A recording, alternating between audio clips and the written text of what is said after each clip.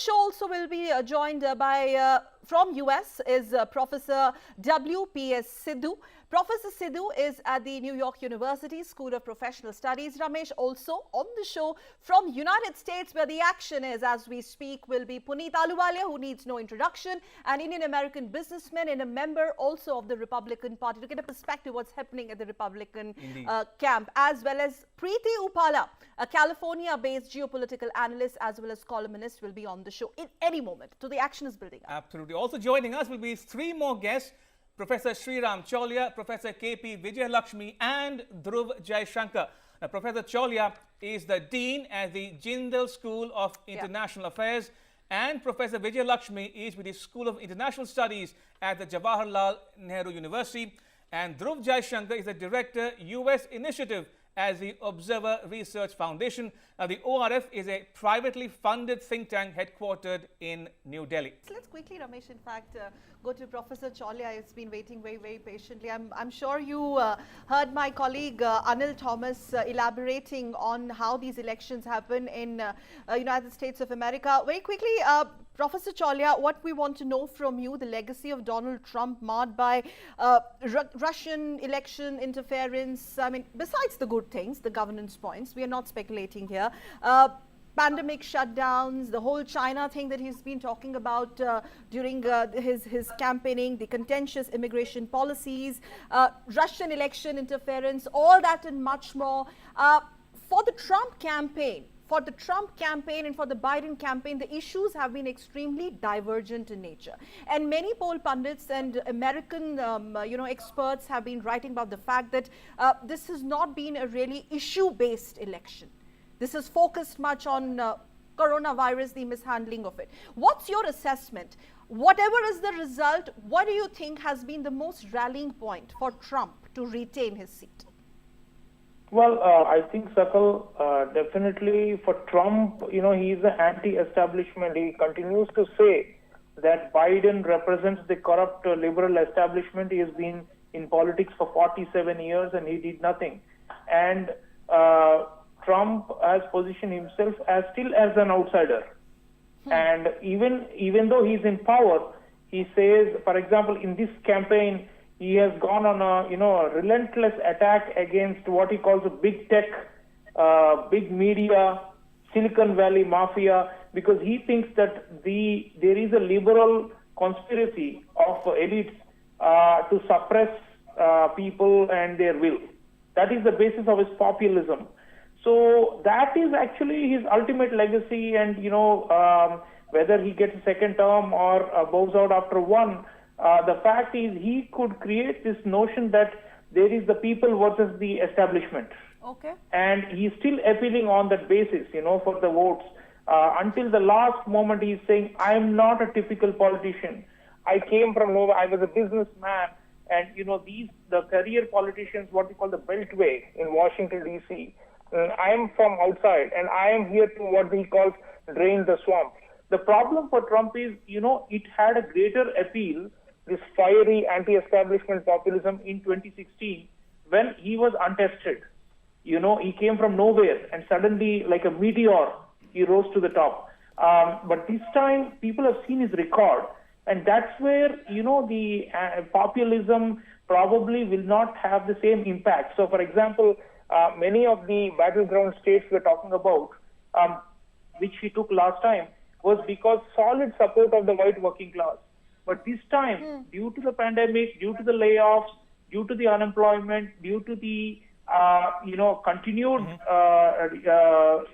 suffering of people due to healthcare and lack of access to healthcare, these kind of issues mean that there are some who are likely to peel away. So Biden is going to peel away. Biden is promoting himself as the most pro-worker and pro-union president the U.S. has ever had. This rally he's doing even today in Pennsylvania on the day of voting itself shows, because that is the working class suburbs where he's trying to peel away voters from the traditional Trump base. And if he succeeds, and along with the coalition of the African Americans and the Latinos who tend to be pro-democratic generally, then he's got a pretty good chance of winning. So I think for Trump, really, he'll also try to take away some of the minority votes. Last time, Ramesh, Trump had only 8% of black voters for him and only 28% of Latinos. This time in Florida, Professor Chaulia, hold your thoughts. We'll just have to go momentarily across to our colleague Nick Harper. Professor Chaulia, many would say that Republicans were trying to lead on the economy and Democrats took an advantage on climate and healthcare, narratives. And many would also say that these debates did not really focus on the policy matter. They were damp and they were more vitriolic and personal attacks in nature. Professor Chaulia, briefly, please. The conservative Republicans, and on almost all issues. For example, Trump stood for more for evangelical Christians, and he had more of a religious appeal. Trump was talking about sustaining fracking in the oil and fossil fuel industry, and on the other hand, the Democrats, especially more left of Biden, were talking about issues of redistribution and climate change. A lot of young people, young voters who have come in for the first time and who had not voted in 2016, apparently many of them, the ones with college degrees, are voting for Biden, irrespective of race, because they feel that, they are going to inherit the planet. And for them, it's a raw deal because Trump pulled out of the Paris Climate Accord. And many of them also are not very religious. So if you look at it that way, there is the classic left versus right. But you are correct that it has been in many ways overshadowed by the personality, especially of Trump, because, he has a way of trying to impose himself on the entire scene. He's been the showman forever. So that sense, there is also a clear distinction between Biden, who's mild and sober and tends to be understated, and on the other hand, Trump, who's very always bragging about his achievements and larger than life, and always projecting a kind of image of America that was going backwards, but he's pulled it out and he's now taking it up. He's made it great. So I think the hyperbole is there, but if you go beneath it, there is a clear distinction between left and right, and I think people have to choose. Actually, one last round of discussion, Professor Sreeram Chaulia and Professor Vijayalakshmi. You first, Professor Chaulia, and then Professor Vijayalakshmi. Very quickly, please. It's an economic or a health crisis. There's a crisis of institutions, trust in institutions, from the local, county election boards all the way up to the Supreme Court.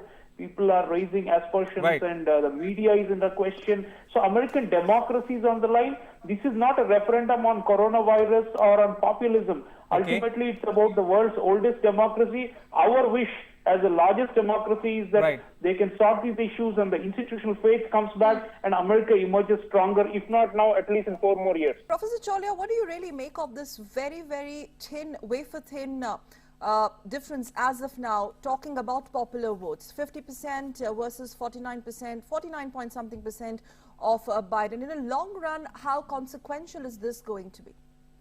Yeah, Sakal, that reinforces the polarization problem that has really cleaved America apart for the last 4 or 5 years now. And the divisions are very stark over race, over class, between rural and suburban and big cities, between the coasts and the interiors, between, even gender-based. You'll find, I think once we see the analysis, definitely it looks like more women will vote for Biden and more men will vote for Trump. So on all the major axes of politics, you find extreme divisions, but it's not very one-sided. So what does it mean? It means that there is no United States of America, and as long as Obama was around, he could hold that whole thing together, and he had this famous line, there are no red states or blue states, there's just United States. But since then, that's not been the case. And I think the basic underlying problem is the failure of globalization. So even if, let's say, Trump loses, I think that basic message, the anti-establishment message he brought in, but saying whatever that Trump is saying, Sreeram, whatever Trump is saying, very briefly, 30 seconds, is it purely for optics? Is it for domestic consumption? Is it for international media, especially those sections which have been going hammer and tongs against him. Because it seems, because there, it's the channels, the electronic, the broadcast media there, some of the channels that have already decided almost who's the winner and who's the loser. Yeah, so I think the ones who are loyal to Trump, who voted for him this time, will continue to hold on to the view that there is this, powerful elite class that's against their interests. And so the social divisions, polarization, class war kind of situation will continue to emerge, and it's going to roil America. So America is not emerging stronger from this process. Right. I don't see America coming out stable and prosperous and powerful like it used to be. So in a way, we have to look inside the country and look at the roots of resentment. And I don't think Biden has the means to be able to really heal the wounds, even if he wins. So it's looking like the crisis is not going to be resolved by one election or two elections. Okay. It's a deeper socioeconomic problem and a structural issue that we'll have to grapple, and we'll have to see ultimately whether they can emerge with some kind of a cohesive social fabric again. Professor Chaulia, how do you look at the Indian-American community as a whole? Have they come of age? Have they become a force to reckon with in U.S. domestic politics? And how do you look at whether Kamala Harris has actually galvanized the Indian-American votes, especially in the Democratic-leaning states in particular? Well, Ramesh, I think Kamala Harris is a bigger factor with the African-American vote, which is far more consequential in the U.S. election. And in fact, if Biden wins, we have to give credit to Kamala Harris, because she would have played a significant role in mobilizing especially Black women. They're a very powerful community, very active and engaged, and who believe in historical injustices. And both Biden and Harris have been talking about systemic racism and how they were going to reform, the policing and all these things. So I think she's going to be a key player on that count. You'll see, especially large cities and the suburbs, where racial minorities congregate usually in the US, Kamala Harris will be playing a factor. But I think on the Indian Americans, I think they are divided. And my own gut feeling is, and as the polls have been suggested, Trump will actually attract a lot more Indian Americans than any previous Republican candidate. And why do you say that? That's interesting. Why do you say that? Yeah, it's quite and this obvious. in spite of his position on H-1B visa, immigration, social security, you name it. So what explains your thought there, Professor Chaulia? Well, there, Ramesh, it's quite clear that for Trump, because he has furthered the strategic partnership with India, is bonhomie with Prime Minister Modi, there is a significant conservative and right-leaning Indian American community. They may not be a majority. Indian Americans generally tend to be more liberal, but there is a conservative. So they are mobilized for Trump in a big way, Hindu Americans and all that. So those things will matter. And I think a lot of Indian Americans who fear China, who despise China, who believe that China is posing an existential threat to India, sitting from different parts of the US, they are anxious. And they think that Trump will be tougher on China, although the policy, we people in the policy community believe that that's not necessarily the case. But at least the perception of the average Indian Americans, many of them, is that Trump is much harder and he's going to punch China on the face. Since you talked about the perception of average Indian American, I'm going to... Professor Chaulia, let's take a step back and look at the big picture when we talk about Trump's foreign policy legacy, or if it's Biden, then White House come tomorrow or the day after, then looking ahead to what to expect from the US in terms of Russia, China, the Indo-Pacific, Afghanistan, Iran. From India's perspective, what are the concerns you might like to flag, or the benefits of having a closer tie-up with US on some of these key issues? Well, it's so interesting on Russia. It seems like they want Trump to win again. But China... Why do you say that? Well, help viewers understand the dynamic here. Well, that's because Biden will strengthen the US transatlantic alliance with Europe, which had become very weak and broken. And NATO was almost split down the middle. But if the EU transatlantic ties are strong, then it poses a direct geopolitical challenge to Russia. So Russia has been rooting for Trump. We know this in 2016 also, even this time. But on China, it's interesting. The Chinese prefer that Trump should lose. So even though you see it's so complex, Russia and China are supposed to be. Sreeram, if I may just come in here, 3 seconds. Despite Trump's alleged interference in Russian elections, remember it grabbed international headlines way back then. Despite that, Russia would want this go Trump way. Why? No, it was the allegation was the Russians interfered in the U.S. election. Yes, so, yes. And that may have marginally helped Trump in 2016. This time we don't know. Look, after the results, you might start hearing all the claims about foreign interference once again. It's going to be nasty and messy. But what I'm saying is, if you go back to the question of foreign policy as a whole, every country is going to look at the U.S. from its own prism. So Russians and Chinese are on opposite side on this case.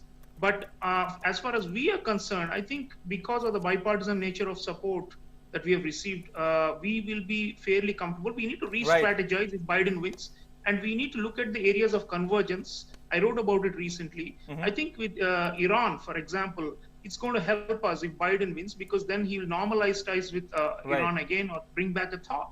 And that will help us with Chabahar and with containment of Pakistan on this side and Sunni Islamic extremism. But with China, we have to actually be more proactive if Biden gets elected, because we have to really push them harder on Quad and such things, and to make sure they make the military commitments, because Biden has a reconstruction agenda at home. He may not be willing to commit as much military assets to the Indo-Pacific as we would like. And so that rebalancing Dr. Jaishankar keeps talking about, for that to happen, we will need to be much more proactive and probably take the lead, and instead of being hesitant. And that's going to make the onus will be on us. Fair point, But Professor. same time, I think on Do trade, hold your we are going thoughts. to have We'll a come better back